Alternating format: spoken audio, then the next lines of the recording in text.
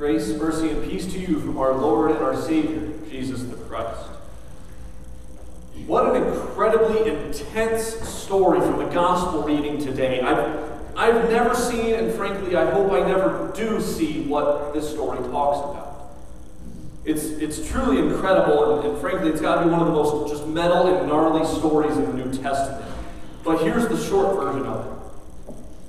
The Son of God crossed the sea and in a foreign land encountered a guy with a flock of demons that were in this man and torturing him, causing him to do all sorts of crazy things, ruining his life. He couldn't be held down by chains. He kept breaking out, and he was living amongst the dead in the tombs. Obviously, he was spiritually gone. He was spiritually dead at this point. And so Jesus, taking kindness on the demons, kicks them out into a bunch of pigs. And then the pigs run into the water and drown themselves. Now, Jesus tells the man who becomes peaceful, who becomes clothed, who becomes whole again, that he should simply go and tell his family about him. And the man instead goes into the city and into the countryside, and instead of telling just his family, he tells everyone. But of course, the people are scared.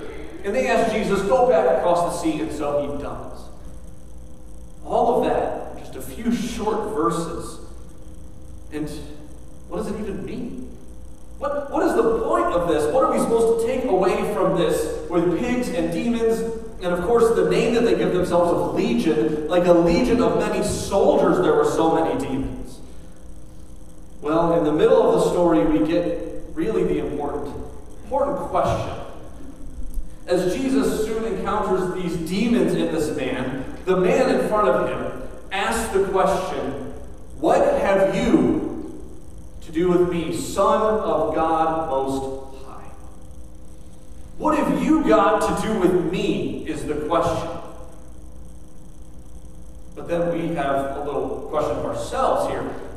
Who's speaking? The question is, what have you got to do with me, but who's controlling the mouth? Is it the demons or the man?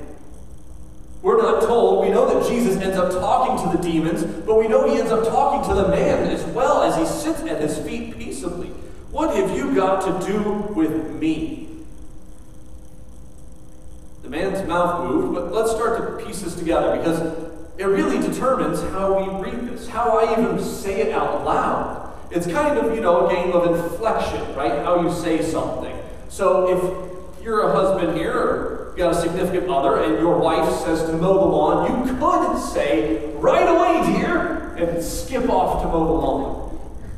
There's also the other option of, right away, dear, as you lay down for a nap. You can play this game with any number of things. There's yeah, and there's yeah. Right? So we're going to figure out the inflection that came out of this man's mouth and see maybe who was talking.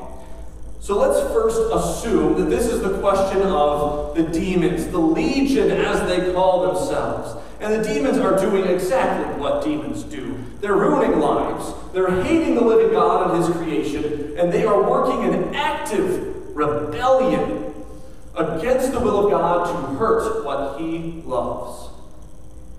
So they are, simply put, enemies of God. So when the demons see their enemy walking up off the beach, off of the boat, they know the end is nigh for them. There's not a lot they can do. The demons themselves immediately recognize and announce that this is the Son of the God Most High. There's not a lot of hope for them. It's the same Son of God that the devil, their evil father, has tried to stop countless times and will continue to try to stop. They know it. They see it. They realize this is the guy who has come to defeat us, the demons. The demons know that Jesus is the one who was sent on earth to defeat them, to throw them into hell, and to get them away from anything that God loves, to utterly defeat them and all evil. So, if we think that maybe it's the demons saying this question, it might come out with a lot of hissing, a lot of hatred and fear. Something like, "What have you to do with me, Son of God?" These are demons that are now in the fight for their very existence. They are ones saying it with a hiss and with anger at God because they know He's come to destroy them. It's the very reason Jesus is even walking on this earth. "What have you to do with me, Son of God?" And they know they're lost. The Holy One of God is here before them, and so they ask for mercy of God.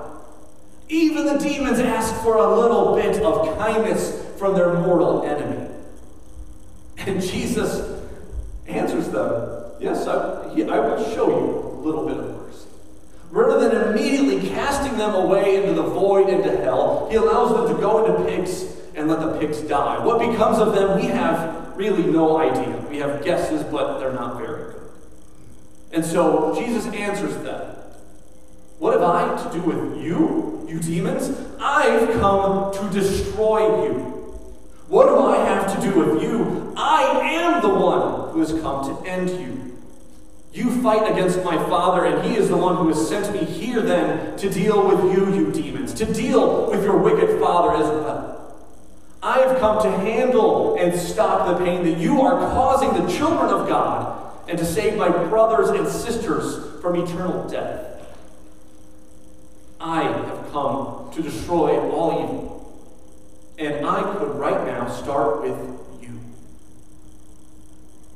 He doesn't. He gives them mercy that they don't deserve.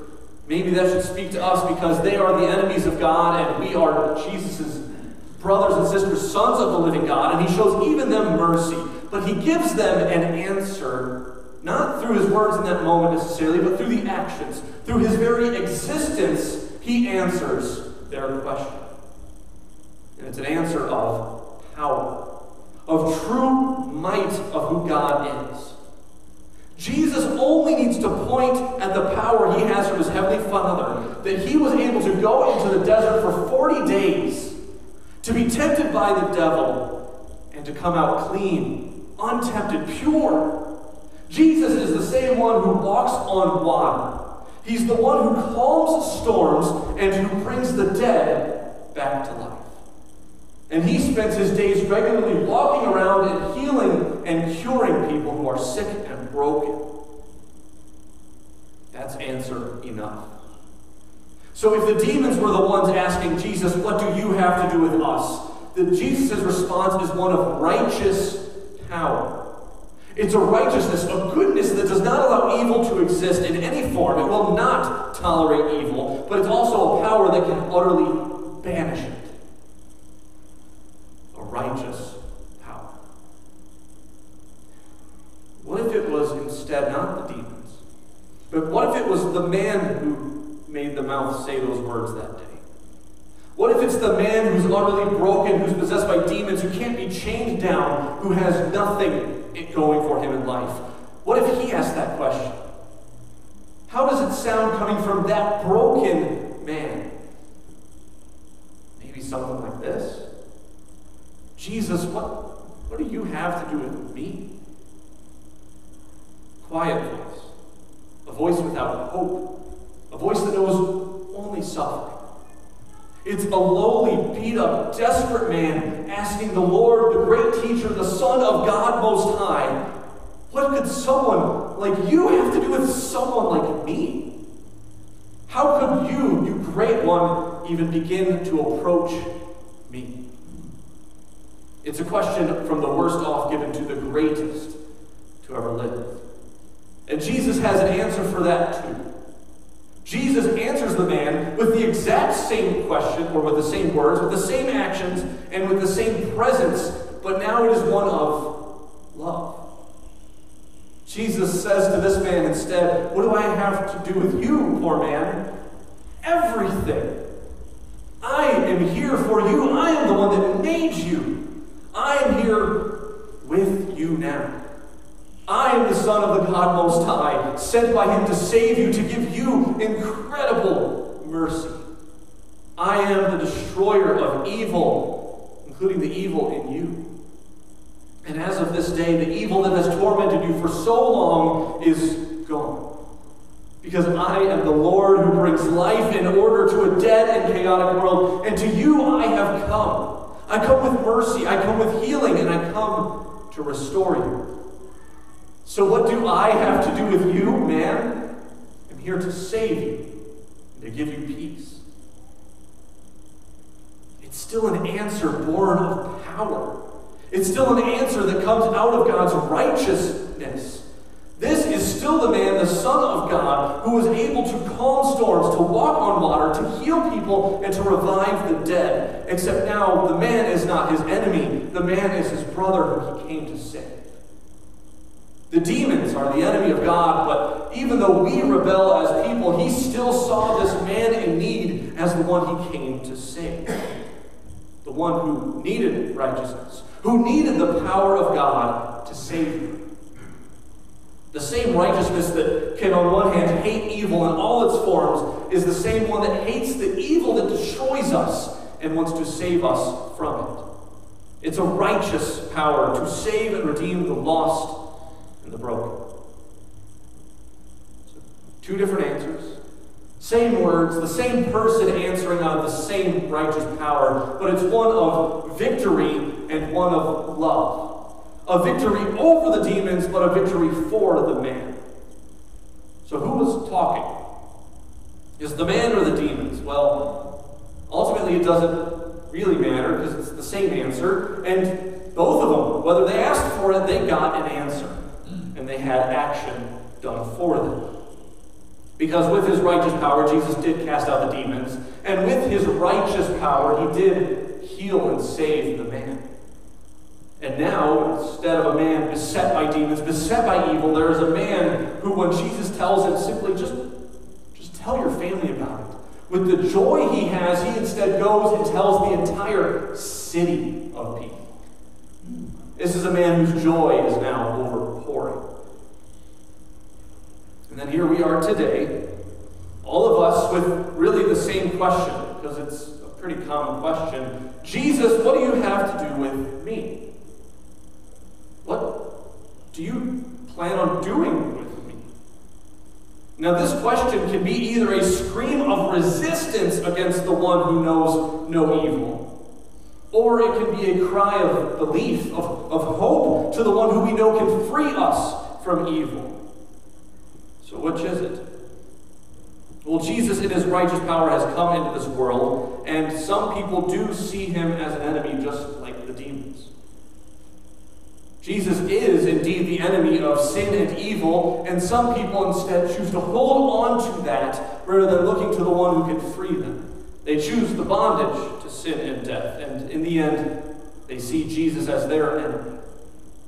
But then there's you and I and others like us, other brothers and sisters, children of God, and we don't see Jesus as an enemy. We see Jesus and we know his righteous power has come not to destroy us, but to save us. And he is here to save you from the evil that we can produce, the evil even inside of us. Jesus is the enemy of whatever wants to kill us, whatever wants us to die forever, whatever wants us to know pain. And we are the people who need God to come and remove it, to kick it out and to destroy it. And that's what Jesus is here today to remind you. We say to him, what could you have to do with me, Son of the living God? And he says, I'm here for you. I have come to save you. I come in power for you to be saved. To remove evil and its stain from you, to remove its death that it gives you. I have come to give you forgiveness. What do I have to do with you? I have everything to do with you, because you are mine. So now I pray that the peace of Jesus Christ would keep you in faith with his righteous power each and every day, that our hearts and minds would stay in true faith against evil forever. Amen.